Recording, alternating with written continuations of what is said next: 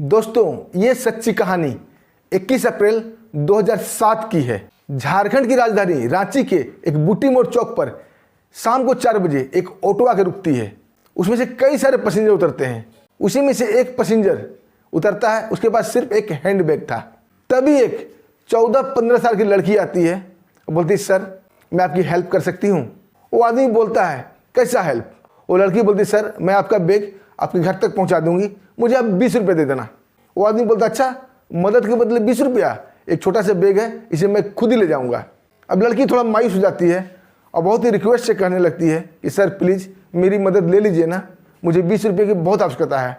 उस आदमी को भी थोड़ा मजाक सोचता है और वो बैग उसे पकड़ा देता है। बोलता, तुम्हें 20 रुपये की क्या आवश्यकता है? वो लड़की बोलती है, सर मुझे 20 रुपये की आवश्यकता नहीं है, मुझे थोड़े ज़्यादा पैसे की आवश्यकता है। मैं सुबह से ये काम कर रही हूँ और अभी तक मैंने 200 रुपया इकट्ठा कर लिए हैं, आपको मिला के 220 रुपये हो जाएंगे। वो आदमी उससे पूछता है कि तुम और पैसे की क्या करोगी? वो लड़की बोलती है, सर मैं स्कूल में पढ़ती हूँ, अगले महीना मेरा एग्ज़ाम है और मेरी फ़ीस जमा नहीं हुई है। मैडम ने कहा है अगर टाइम पर फीस जमा नहीं होगा तो वो मुझे एग्ज़ाम में नहीं बैठने देगी, इसलिए मैं अपना फीस जमा कर रही हूँ। वो आदमी पूछता है, तुम्हारे घर में और कोई नहीं है? वो लड़की बोलती है, सर मेरे घर में मेरे सिर्फ बुजुर्ग पिता हैं जो कि बूटी मोड़ चौक पर ही चाय की दुकान चलाते हैं, लेकिन कुछ दिनों से उनकी तबीयत भी बहुत ही ख़राब हो गई है, जिस वजह से उनकी दुकान बंद हो गई है अभी फ़िलहाल, इसलिए वो मेरी फ़ीस जमा नहीं कर पा रहे हैं। नहीं तो मेरे पिता मेरी पढ़ाई की फ़ीस हमेशा टाइम से पहले ही जमा कर दिया करते थे, इसलिए मैं अपनी फ़ीस की जुगाड़ खुद कर रही हूँ और अपने पिता के इलाज के लिए भी कुछ पैसे जमा कर रही हूँ। दोस्तों, ये बातचीत होते होते उस आदमी का घर आ जाता है और बोलता है, ठीक है बेटा मेरा बैग मुझे वापस करो, और उन्हें 20 रुपये पकड़ा देता है। और जाते जाते लड़की से पूछता है कि बेटी तुम्हारा नाम क्या है? लड़की बोलती है, सर मेरा नाम संगीता है। वो आदमी पूछता है, तुम कौन से स्कूल में पढ़ती हो? संगीता बोलती है, मैं लोयला कॉन्वेंट स्कूल में पढ़ती हूँ। वो आदमी फिर पूछता है, तुम्हारा क्लास कौन सा है? वो लड़की बोलती है 9th A। उसके बाद वो बैग उन्हें पकड़ा देती है, लेकिन जैसे ही बैग उन्हें पकड़ाती है कि लड़की की नज़र उस आदमी के हाथ पे जाता है। उसके कलाई में बड़े बड़े अक्षरों से अभिजीत लिखा हुआ था और एक गोल कलर का मार्किंग किया हुआ था। मार्किंग के ऊपर सूर्य सा निशान बना हुआ था। लड़की उसे देखती है, उसे अनदेखा करके 20 रुपये लेके थैंक यू बोल के वहाँ से चली जाती है। दोस्तों, बहुत कोशिश के बाद भी उसकी फीस के पैसे पूरे नहीं होते हैं और दूसरे दिन 12 बजे के बाद उसके पिता अपनी बेटी को लेकर लोयला कॉन्वेंट स्कूल जाते हैं और प्रिंसिपल से मिलते हैं और उनसे रिक्वेस्ट करते हैं कि सर मैं अपनी बेटी का आधा फीस जमा करना चाहता हूँ, कृपया करके इसे स्कूल में एग्ज़ाम में बैठने दीजिए। कुछ ही दिन के बाद मैं स्वस्थ हो जाऊँगा, मेरी दुकान चलने लगेगी, मैं आपको पूरा फीस भर दूंगा, और ऐसे भी मैंने कभी इनकी फीस लेट नहीं की है। प्रिंसिपल कुछ सोचने लगता है और पूछता, तुम्हारी बेटी का नाम क्या है? तो लड़की जो कि वहीं खड़ी थी वो बोलती, सर मेरा नाम संगीता है, मैं 9th A की छात्रा हूँ। और जैसे ही प्रिंसिपल अपना लैपटॉप पर वो चेक करता है तो किसी ने उसका फीस भर दिया था। प्रिंसिपल बोलता है, संगीता की फीस किसी ने भर दिया है और आज ही भरा है, हो सकता है तुम्हारे कोई जानने वाला या कोई रिलेटिव तुम्हारा भर दिया हो। उसके पिता बोलते हैं कि सर हमारा रिलेटिव यहाँ कोई नहीं रहता, बस मैं ही पिता पुत्र 2 आदमी यहाँ पे रहते हैं, हमें कोई जानने वाला भी नहीं है, हमारा फीस कौन भर सकता है? प्रिंसिपल बोलता है, ये सब मुझे नहीं मालूम, तुम्हारा फीस पूरा भरा जा चुका है, तुम कल से स्कूल आ सकती हो और एग्जाम में भी बैठ सकती हो। अब दोनों पिता पुत्री बड़ा ही असमंजस में पड़ जाते हैं कि आखिर फीस किसने भरा। तभी वो लड़की को याद आता है, वो पूछ रहे थे कि तुम कौन सी क्लास में पढ़ती हो, कौन से स्कूल में पढ़ती हो, क्या नाम है, सब बायोडाटा वो पूछ रहे थे। फिर उसे याद आता है कि उनके हाथ में अभिजीत खुदा हुआ था और अभिजीत के ऊपर एक सर्किल लगा हुआ था गोल सा, जिसमें सूर्य का निशान बना हुआ था।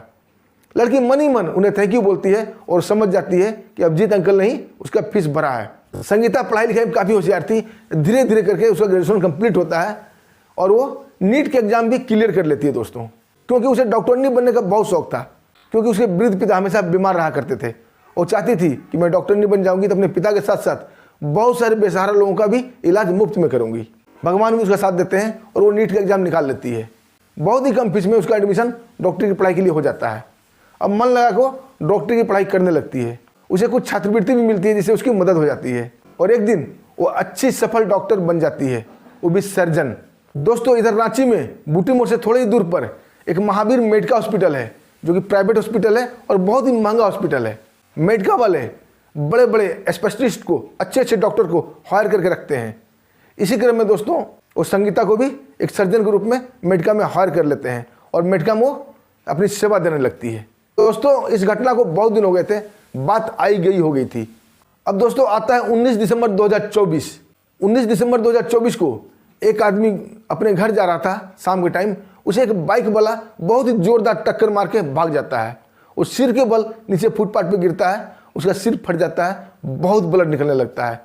लोग उसे आनन फानन में उठाते हैं और सबसे नज़दीक हॉस्पिटल मेडिका में जाके उसे एडमिट करा देते हैं।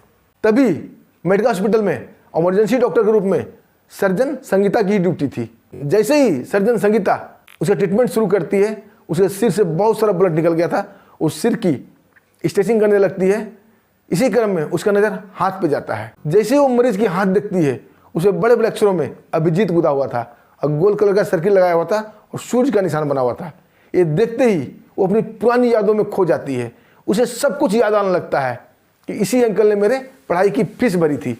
अब क्या था दोस्तों, सर्जन संगीता जी जान से उस आदमी की ट्रीटमेंट में लग जाती है और बहुत बेहतर से बेहतर उसका इलाज करने की कोशिश करती है और कोशिश में जुट जाती है। दोस्तों उसे ये कोशिश रंग आता है और वो खतरे से बाहर हो जाता है। उसे एक वार्ड में शिफ्ट कर दिया जाता है। जैसे ही सुबह सुबह अभिजीत की नींद खुलती है और वो नर्स से पूछता है कि मैम मैं कौन से हॉस्पिटल में हूँ, मैं कहाँ हूँ। नर्स उसे बताती है कि सर आपका बहुत ज़ोरदार एक्सीडेंट हुआ था और किसी ने आपको यहाँ मेडिका में एडमिट कर दिया था। दोस्तों मेडिका शब्द सुनते ही अभिजीत को बहुत जोर का झटका लगता है, क्योंकि अभिजीत एक किराना दुकान में साधारण सा नौकरी करता था, 15,000 रुपये महीने की, और मेडिका की फीस बहुत ही हाई क्वालिटी का होता है। एक रात के ट्रीटमेंट में ही मेडिका में 50,000 रुपये ज़्यादा खर्च होते हैं। बहुत ही हाई फाई हॉस्पिटल है। अब अभिजीत गहरी सोच में पड़ जाता है कि बच तो गया, मेरी जान बच तो गई एक्सीडेंट में, लेकिन ये फीस, मेडिका की फीस भरने में मेरी जान जरूर चली जाएगी, मुझे हार्ट अटैक जरूर आ जाएगा। वो बड़ा ही डरा समा बहुत ही गहन चिंतन में डूब जाता है कि मैं मेडिका का इलाज का खर्च कहाँ से वहन करूँगा।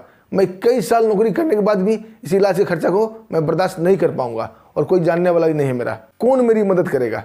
तभी दोस्तों 10:30 बजे दिन में डॉक्टर राउंड पे आते हैं, अपने अपने पेशेंट को देखते हैं। तभी डॉक्टर संगीता आती है और अपने पेशेंट अभिजीत से बातचीत करने लगती है कि अभी कैसा फीलिंग कर रहे हो। अभिजीत बोलता है कि मैडम मैं बिल्कुल ठीक हूँ और मुझे फटाफट यहाँ से डिस्चार्ज कर दो। डॉक्टर संगीता बोलती है कि आपको एक दिन और रुकना पड़ेगा, अभी आप सही स्थिति में नहीं हैं, आपको अभी डिस्चार्ज नहीं किया जा सकता। लेकिन अभिजीत जिद पकड़ लेता है, नहीं मैडम मैं ठीक हूँ, मुझे डिस्चार्ज कर दो। जब डॉक्टर संगीता पूछती है कि आखिर आप डिस्चार्ज होना क्यों चाहते हो, तो अभिजीत सच बता देता है कि मैडम मैं किराना दुकान में सेल्समैन की नौकरी करता हूँ, मेरी तनख्वाह 15,000 है, मैं यहाँ के फीस वहन नहीं कर पाऊँगा। मेडिका बहुत ही महंगा हॉस्पिटल है, मैं जानता हूँ मेडिका को, हम लोग गरीब आदमी हैं, मैं तो मेडिका में कदम रखने के बारे में भी नहीं सोच सकता, मैं यहाँ के फीस कैसे भरूँगा, आप मुझे डिस्चार्ज कर दीजिए और अभी तक का जो फीस हुआ है आप मुझे बताइए। और यह कहकर अपना गला टटोलने लगता है। गले में उसकी एक सोने की हार थी, उसे खोलता है, बोलता है मैडम कृपया करके ये सोने का हार रख लीजिए, इसे बेचकर हमारा फीस भर दीजिएगा। तभी मैडम बोलती है ये अपना सोने का हार अपने पास रखो, तुम्हारा सारा फीस भरा जा चुका है। जब अभिजीत जानने की कोशिश करता है कि उसकी सारा फीस किसने भरा है, तो डॉक्टरनी बोलती है कि मुझे नहीं मालूम, लेकिन तुम्हारा सारा फीस किसी ने भर दिया है और आज ही भरा है। राउंड के बाद डॉक्टर संगीता जाती है और बिलिंग ब्रांच में सारा फीस उसका भर देती है, जो कि फीस 72,000 रुपये था। इस बात की खबर जब अन्य डॉक्टरों को होती है तो काफ़ी चिड़चिड़ हो जाते हैं और अपने सीनियर डॉक्टर को रिपोर्ट करते हैं कि डॉक्टर संगीता एक गरीब पेशेंट आया था, उसका बिल 74,000 रुपया भर दिया है। तभी वो बड़े डॉक्टर काफ़ी नाराज होते हैं और डॉक्टर संगीता को अपने ऑफिस में बुलाते हैं। संगीता अपने बॉस के ऑफिस में जाती है, उनके साथ साथ और कई भी डॉक्टर गए थे ये देखने के लिए कि संगीता को डांट कैसे पड़ती है। तभी वो सीनियर डॉक्टर बोलते हैं, संगीता ये क्या हरकत है, ये दुनिया गरीब लोगों से भरी पड़ी है, तुम कितनों को मदद कर पाओगी, तुम एक मेडिका की एम्प्लॉय होकर, मेडिका का डॉक्टर होकर एक पेशेंट के साथ ऐसा नहीं कर सकती, तुमने उसका फीस क्यों भरा।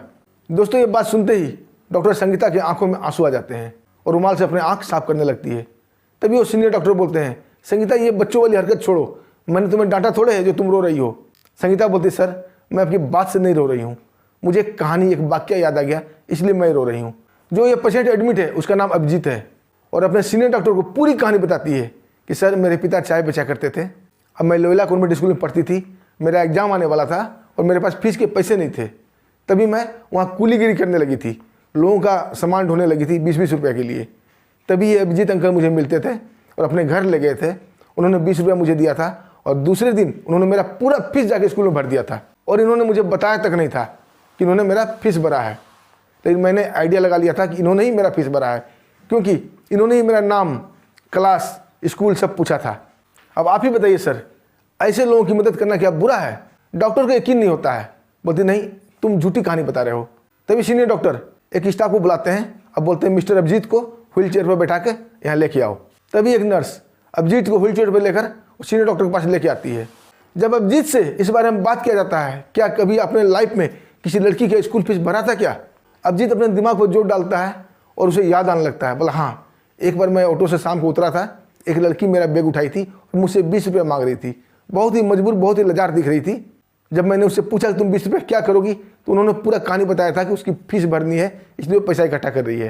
तो मैंने उसके स्कूल में जाकर उसका फीस भर दिया था ताकि वो एग्जाम दे सके। डॉक्टर बोलते हैं क्या कभी आपने उस लड़की से मिलने की कोशिश की या दोबारा मिले? अभिजीत बोलता है नहीं सर, मैंने मिलने की कोशिश नहीं की। तो सीनियर डॉक्टर बोलते हैं अभिजीत से, मिस्टर अभिजीत क्या आप उस लड़की से मिलना चाहोगे? अभिजीत बोलता है हाँ सर, मैं मिलना चाहूँगा। तो डॉक्टर संगीता की ओर इशारा करके बोलते हैं ये वही लड़की है जिसकी फीस आपने भरी थी और आप असमंजस में है सुबह से कि आपकी फीस किसी ने भरी। आपकी फीस इसी लड़की ने भरी है, इसी डॉक्टरनी ने भरी है।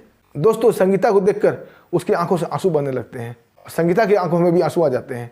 दोनों एक दूसरे से मिलते हैं एक पिता पुत्री की तरह। दोस्तों इंसानियत का रिश्ता ऐसा भी होता है, एक मदद ऐसी भी होती है, ऊपर वाला सब देखता है। कहते हैं ना, आपका कर्म कभी आपका साथ नहीं छोड़ता और किसी का बद्दुआ आपका पीछा नहीं छोड़ता। भगवान सब कुछ देखता है और बहुत अच्छा न्याय करता है, जैसे आज अभिजीत के साथ न्याय हुआ था। दोस्तों आपको कहानी कैसी लगी? कहानी अच्छी लगी तो वीडियो को लाइक कीजिएगा, चैनल को सब्सक्राइब भी कीजिएगा। दोस्तों वक्त आ गया है अब उन प्यारे प्यारे दोस्तों को नाम बताने का जो हमें प्यार से कमेंट करते हैं। दोस्तों पहला कमेंट है सुशील कुमार गुप्ता जी का, वो लिखे very nice story. Sushil ji आपका बहुत बहुत धन्यवाद। सुशील जी ने 2 कमेंट किया है, एक थैंक यू भी लिखा है, तो सुशील जी आपको भी थैंक यू। दूसरा कमेंट है के श्रीवास्तव का, इन्होंने लिखा है बहुत अच्छी स्टोरी। के जी आपका बहुत बहुत धन्यवाद। तीसरा कमेंट है रामू कुमार का, हैदराबाद से, ये लिखते हैं नाइस स्टोरी। रामू जी आपका धन्यवाद, आप हमारे वीडियो पर काफ़ी लाइक करते हैं और कमेंट भी करते हैं। चौथा कमेंट है सुरेश के का, ये लिखते हैं ऐसे ऑफिसर हर जगह होने चाहिए ताकि गुनहगार बच न सके, गुनहगारी कम हो। पांचवा कमेंट है गोपाल चंदा का, ये बिहार से हैं, लिखते हैं नाइस स्टोरी और लिखते हैं कि ऐसी स्टोरी गंगा जल फिल्म से मिलती जुलती है। तो सुरेश जी आपका बहुत बहुत धन्यवाद। अब दोस्तों हमें आज्ञा दीजिए, फिर मिलते हैं एक शानदार सुपर स्टोरी के साथ। तब तक के लिए नमस्कार, जय हिंद।